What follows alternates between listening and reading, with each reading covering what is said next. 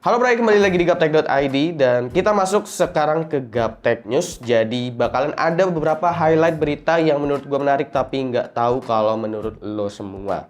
Nah, untuk update yang awal-awal ini pastinya gue akan update dulu terkait pandemi COVID-19 terhadap dunia teknologi. Nah, untuk pertama nih, yang terkait dengan COVID-19 ini, itu adalah soal Computex 2020 yang akan diundur ke tanggal 28 September 2020. Sebelumnya gue udah sempet posting ini di Instagramnya Gaptek kalau Computex ternyata akan diundur. Meskipun Taiwan adalah negara yang masih dibilang paling terbaik untuk mengatasi kasus COVID-19 ini, tapi mereka akhirnya memutuskan untuk diundur eventnya menjadi bulan September karena pastinya itu event internasional dan bakalan banyak berdatangan dari negara-negara tetangga. Maka dari itu mungkin Taiwan juga cukup takut untuk kedatangan media-media dari luar negeri. Lalu untuk Computex 2020 sendiri itu biasanya dia berjalan 5 hari sampai seminggu. Seminggu itu katakanlah mulai dari H-2 atau H-1 tuh biasanya beberapa brand udah ngadain launching duluan sebelum masuk ke exhibition di Computex sendiri. Jadi biasanya sebelum event Computex-nya itu mulai, beberapa hari sebelumnya mereka biasanya udah bikin launching sendiri di luar area Computex. Nah sekarang ini di Computex 2020 nanti itu cuma 3 hari eventnya.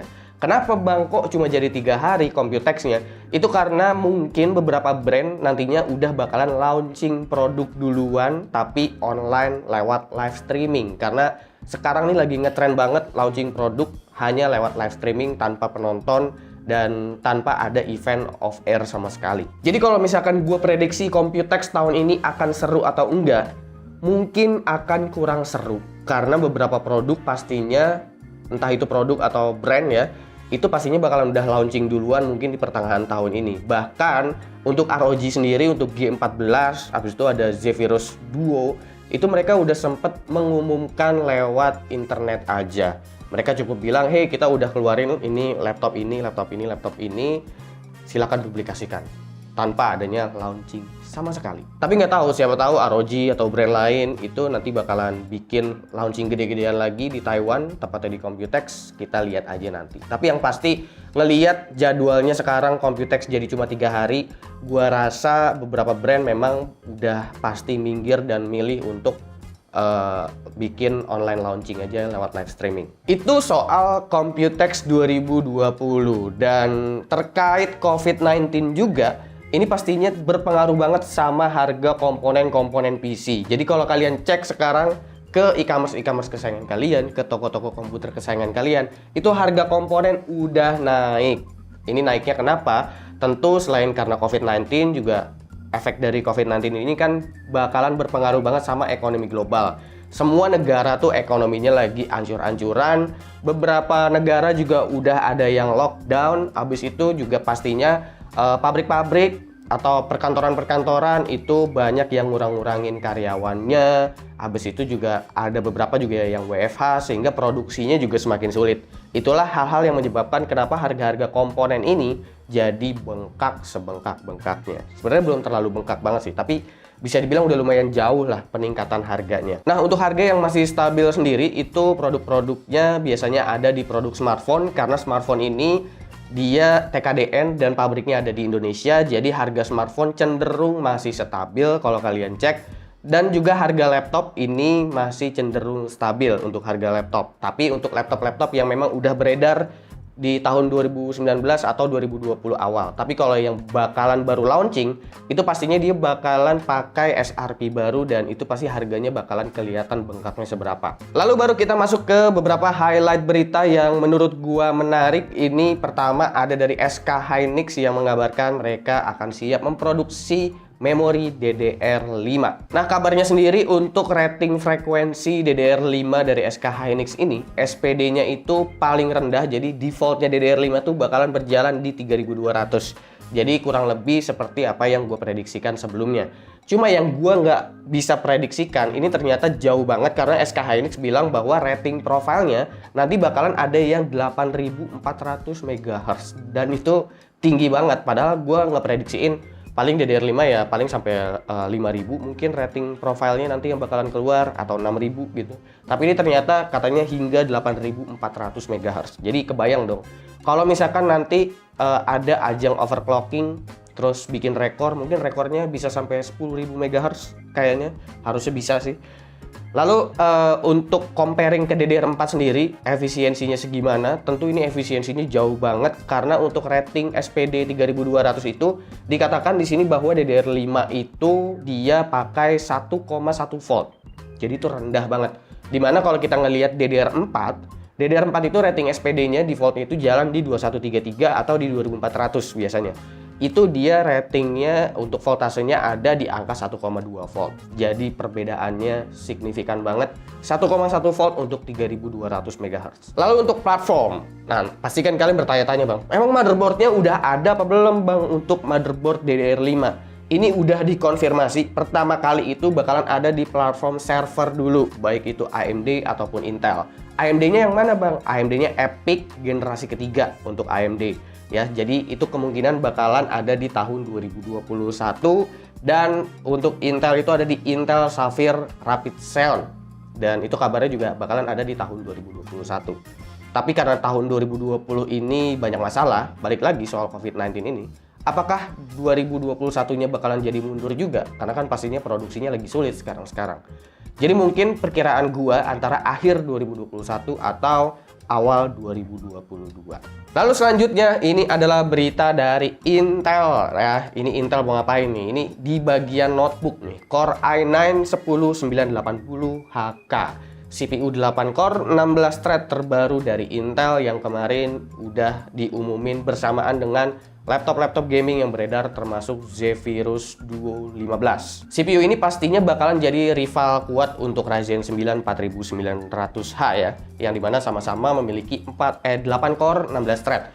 Bedanya, Core i9 ini dia punya clock speed boost clocknya itu up to 5,3 GHz. Bayangin aja, itu tinggi banget.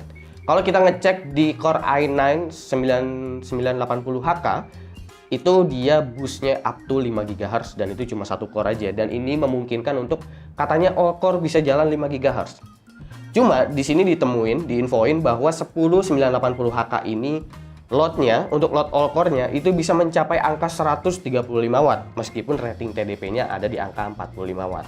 Ini sebenarnya hal yang wajar banget, karena rating TDP itu, buat yang belum tahu, rating TDP itu biasanya diambil dari base clock. Makanya untuk CPU laptop, itu rating TDP-nya kenapa bisa rendah? Karena base clock-nya kalau kalian perhatiin, base clock-nya itu selalu rendah.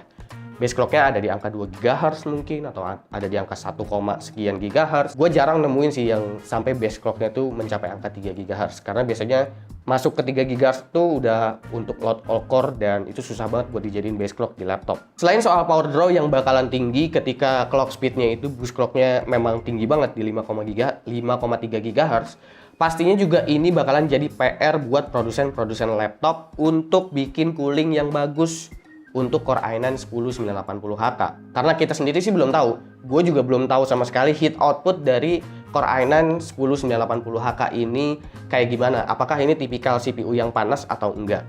Tapi biasanya dengan clock yang setinggi itu, dengan power draw yang setinggi itu, pastinya bakalan menghasilkan panas yang tinggi juga.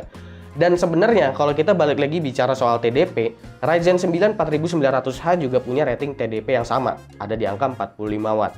Dan gua belum banyak melihat informasi detail soal Ryzen 9 4900H ketika load semua core-nya itu dia jalannya berapa watt. Karena pasti bakalan bengkak ngelewatin rating TDP-nya, itu udah pasti.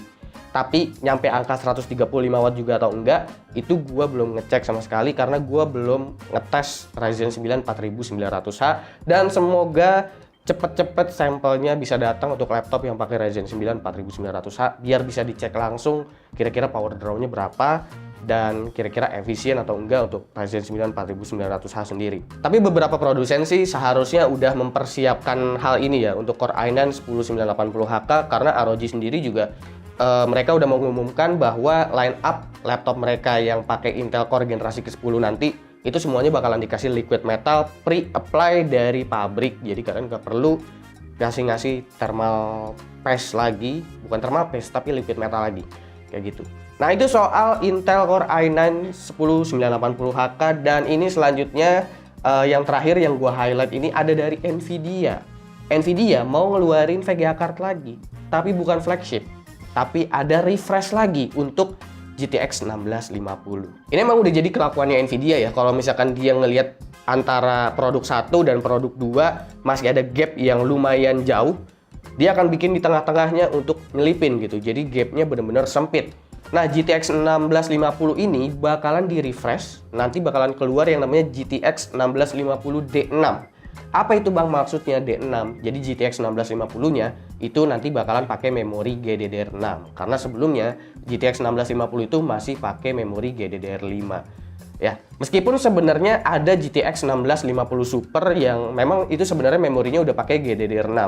Tapi memang GTX 1650 Super sendiri itu punya CUDA core yang masih terbilang lumayan jauh dari GTX 1650 polos.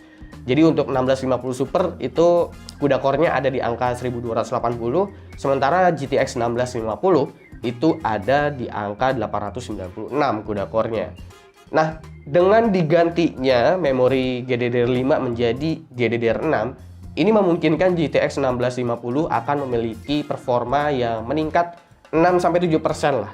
Nggak jauh-jauh banget dari 1650 polos, tapi kalau kalian mau mengoverclock GTX 1650-nya, headroom-nya masih luas tuh. Kalau kalian pakai GDDR6. Karena memori ini cukup berpengaruh banget sama GPU-nya si Nvidia. Jadi kalau kalian overclock mungkin dia bisa naik lagi sampai 10% atau sampai 12%. Jadi kurang lebih perbedaannya segitu dan gapnya jadi tipis-tipis nih. 1650, 1650 DDR6, 1650 Super. Tapi ya begitulah memang Nvidia, mereka selalu mengisi kekosongannya. Kalau misalkan nanti ada gap-gap lagi yang mereka lihat kayaknya masih bisa diselipin untuk produk baru, mungkin mereka akan bikin lagi. Oke, segitu aja gua rasa Gaptek News untuk kali ini. Kira-kira mana highlight yang paling menarik buat kalian? Silahkan komen di bawah dan kasih pendapat kalian masing-masing. Jangan lupa like, share, dan subscribe jika video ini menarik buat kalian. Follow sosial media gua kalau lu kepo sama apa yang ada di balik layar Gaptek. Gua Suki dan seperti biasa sampai jumpa di lain kesempatan.